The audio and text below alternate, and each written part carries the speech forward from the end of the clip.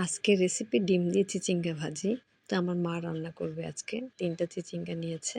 তো আমার মা খুন্তি দিয়ে পরিষ্কার করছে। তো আমি বললাম, "কেন?" তো বলল যে, "এটাতে তার সুবিধা আর তাড়াতাড়ি হয়।" তাই সে খুন্তি দিয়ে আরকি চিচিঙ্গার আর উপরের খোসাটা ছাড়াচ্ছে। তো আপনারা যে কেউ যেভাবে ইচ্ছে সেভাবেই ছাড়াতে পারবেন, সমস্যা নেই। আমি দেখলাম যে খারাপ না। খুন্তি দিয়ে তো ভালোভাবেই খোসা উঠে যাচ্ছে, হাত কাটার ভয় থাকে না। ছুরি দিয়ে কাটলে অনেক সময় হাত কাটার ভয় থাকে। তো এই যে মা এভাবে ছাড়িয়ে নিচ্ছে খোসা। এরপরে এটাকে আ কুচি, কুচি করে নিচ্ছে। হচ্ছে চিচিঙ্গা কুচি করবে সবগুলোই। এই যে একে কুচি করে নিচ্ছে। এই যে কুচি করা হয়ে গেছে। তো এজন্য লাগবে পেঁয়াজ কুচি, রসুন কুচি আর কাঁচামরিচ ফালি। এই যে আপনার আ পরিমাণ মতো তেল দিয়ে পেঁয়াজ কুচি, রসুন কুচি দিয়ে তেলে একটু ভেজে নিতে হবে।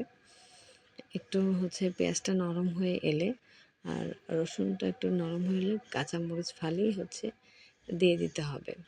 আগে দিলে কাঁচামরিচটা একটু বেশি ভাজা হয়ে যাবে, তাই একটু পরে দিতে হবে। এর মধ্যে কুচি করে রাখা চিচিঙ্গা দিয়ে দিল। সবটাই দিয়ে দিল। এরপরে এতে 1/2 চা চামচের মতো হলুদ গুঁড়া দিয়েছে। আর আপনারা চাইলে আপনাদের ইচ্ছে মতো বা পরিমাণ মতো দিয়ে নেবেন। এরপরে একটু ভালোভাবে নেড়েচেড়ে নিচ্ছে যাতে মানে হলুদ গুঁড়া সব জায়গায় লেগে যায়।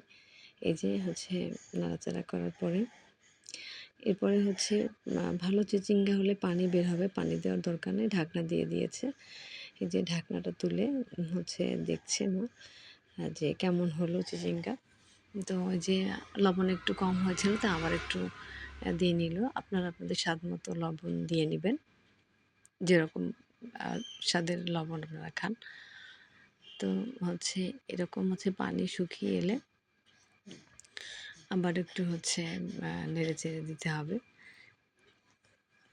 পানি শুকানোর জন্য একটু নেড়েচেড়ে একটু চুলার আঁচটা একটু বাড়িয়ে পানিটা শুকিয়ে নিতে হবে।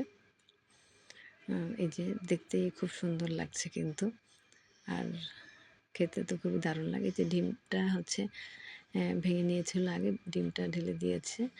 এবার ডিম দিয়ে ভালো করে নেড়েছে যাতে একদম ঝরঝরে একটা ভাব চলে আসে। এই যে হয়ে গেল চিচিঙ্গা ডিম দিয়ে আর কি ভাজি।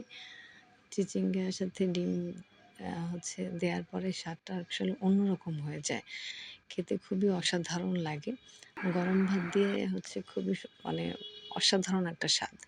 সেই সাথে লেবু, কাঁচামরিচ দিয়েও খেতে পারেন। আমি তো এই রেসিপিটা খুবই পছন্দ করি মায়ের হাতের। তো আপনারাও খেয়ে দেখতে পারেন। তো এই যে আজকে এই পর্যন্তই। ভিডিওটি দেখার জন্য অনেক ধন্যবাদ। আল্লাহ হাফেজ।